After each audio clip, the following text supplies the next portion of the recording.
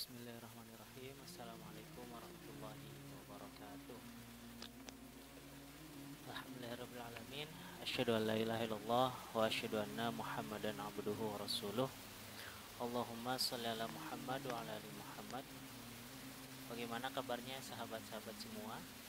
Alhamdulillah, insyaallah pada kesempatan kali ini saya ingin membahas sedikit terkait ilmu Al-Quran dan sedikit juga tentang apa hubungannya hadis dengan Al-Quran.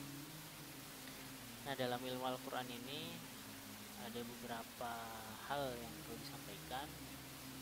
Yang pertama terkait turunnya, kemudian asbabun nuzulnya, setelah itu Al-Quran itu sebagai mukjizat, dan terkait ilmu tafsirnya. Baik, sahabat semua, pada kali ini mungkin kita sudah mengetahui bersama-sama apa sih itu Al-Quran. Al-Quran itu adalah singkatnya pedoman hidup manusia. Namun secara bahasa, dari beberapa referensi yang saya temukan, Al-Quran menurut bahasa yaitu bacaan atau yang dibaca. Menurut istilah, Al-Quran itu adalah wahyu dari Allah yang diturunkan kepada Nabi Muhammad SAW melalui perantara malaikat Jibril dan disampaikan kepada umat manusia, yang dibacanya menjadi ibadah. Jadi bacaannya saja merupakan ibadah. Kemudian Al-Quran ini diturunkan dengan berbahasa Arab. Nah, gimana sih turunnya Al-Quran? Apakah di malam Lailatul Qadar ataukah di tanggal 17 Ramadan? Ini sama-sama bulan Ramadan ya. Nah, tapi sebenarnya Quran itu memang diturunkan itu ada beberapa tahapan. Jadi tahapan pertama itu Al-Quran diturunkan dari Lauhul Mahfuz ke langit dunia. Kemudian dari langit dunia berangsur-angsur diturunkan kepada Nabi Muhammad SAW.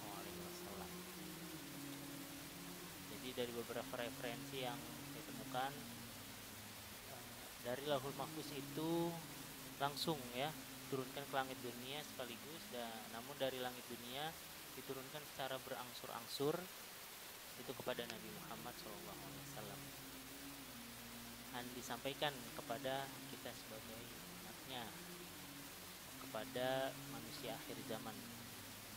Kemudian dari situ nanti muncullah ada asbabun nuzul. Asbabun nuzul itu adalah sebab-sebab turunnya Al-Quran. Jadi dari beberapa keterangan, asbabun nuzul itu merupakan sebab-sebab turunnya Al-Quran. Apakah seluruh ayat Al-Quran itu memiliki sebab? Dari beberapa referensi yang saya temukan itu tidak seluruhnya terdapat sebab. Jadi maksudnya, ya Allah turunkan saja ayat itu, seperti itu. Nanti bisa ditambahkan atau bisa dikoreksi dari sahabat semua yang mungkin memiliki ilmu yang lebih Kemudian sahabat semua, Al-Quran ini adalah sebagai mukjizat. Apa sih itu mukjizat? Mukjizat itu adalah dari secara bahasa itu dari kata ajaza atau melemahkan. Jadi mukjizat itu sesuatu yang melemahkan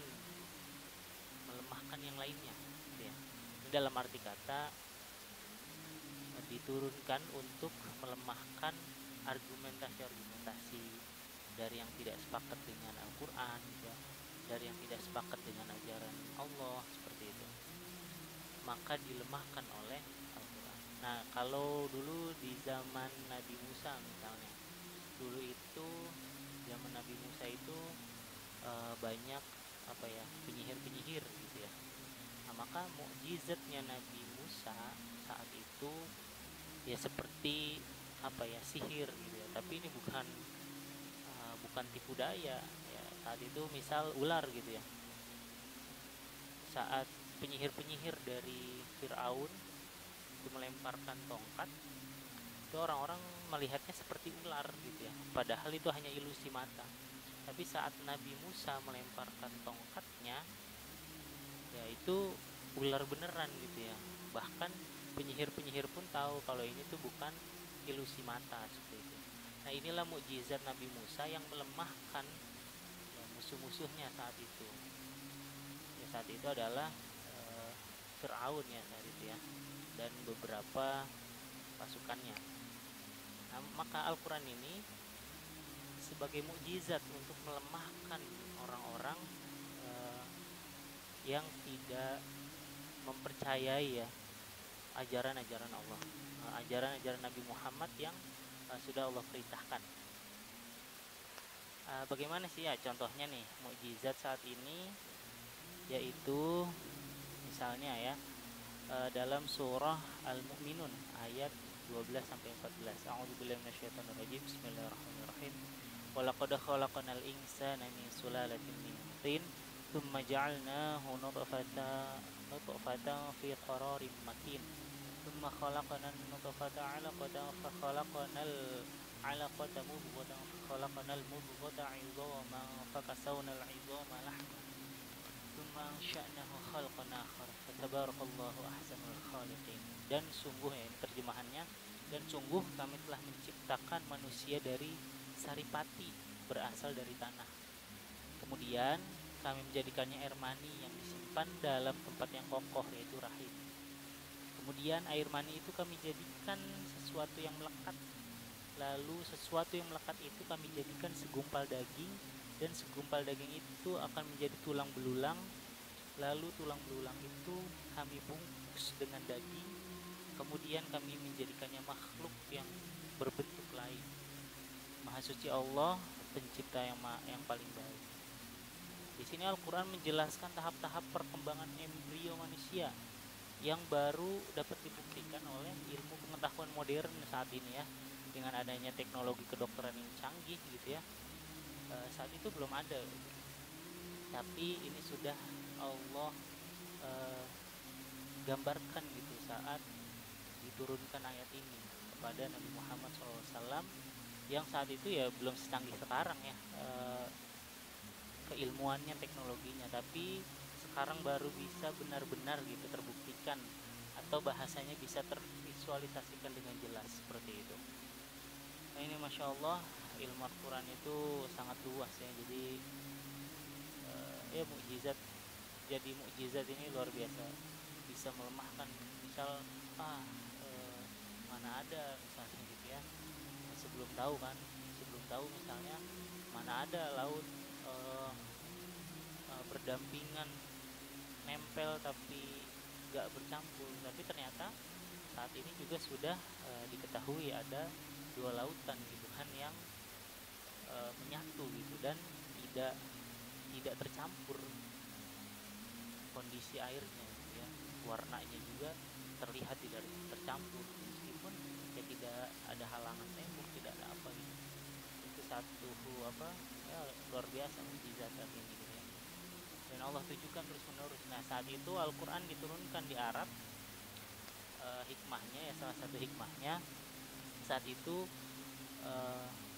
bangsa-bangsa Arab itu sangat mengagungkan syair, kemudian tata bahasa yang bagus. Nah, maka turunlah Al-Quran menjadi mukjizat saat itu untuk melemahkan tata bahasa yang di Arab itu. Jadi tata bahasa Arab di Al-Quran ini lebih canggih dari tata bahasa Arabnya mereka, lebih indah gitu. Jadi inilah melemahkan syair-syair mereka, argumen-argumen mereka yang apa bisa jadi mungkin seperti sastranya mereka gitu. Kita tuh jadi Al-Quran ini melemahkan mereka yang membangga-banggakan yang tadi ya syairnya atau argumen-argumennya seperti itu. Nah kemudian selanjutnya itu ada penafsiran tafsir Al-Quran. Apa sih tafsir Al-Quran? Tafsir Al-Quran itu bahasa singkatnya kita itu bisa memahami Al-Quran lewat tafsir atau penjelasan yang lebih mendalam.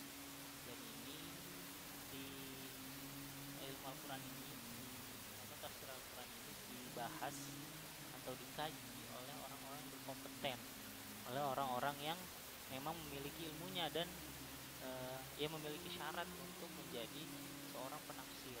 Tidak asal kita baru bisa terjemahan, hafal terjemahan, kita tafsirkan tidak bisa, seperti ya. Nah, di sini ada beberapa metode tafsir. Ini ada tafsir tahlili, adalah metode menganalisis ayat per ayat dengan penjelasan yang sangat detail. Dalam metode ini setiap kata dan frasa dijelaskan maknanya serta konteks dan implikasi hukumnya.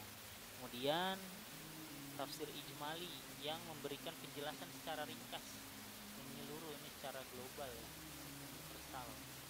Ini cocok nih untuk yang mencari pemahaman secara umum tentang ayat-ayat Al-Quran.